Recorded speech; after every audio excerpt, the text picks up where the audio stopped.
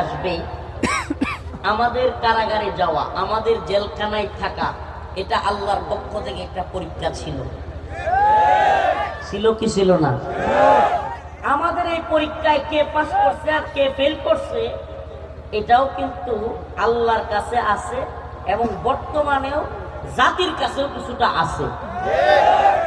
পরীক্ষায় পাস করছে কারা? সুবহানাল্লাহ। যারা ওই পরীক্ষা থেকে বের হয়ে আইসাও বাতিলের সাথে আতাত করে নাই, কোন দলের সাথে লিয়াজত করে নাই, কোন দলের টাকা খায় নাই, কোন দলের পক্ষে সাফাই গাওয়ার জন্য ময়দানে নিজের জবানকে বিলিয়ে দেয় নাই, কিংবা কারোর সাথে আপোষ করে নাই।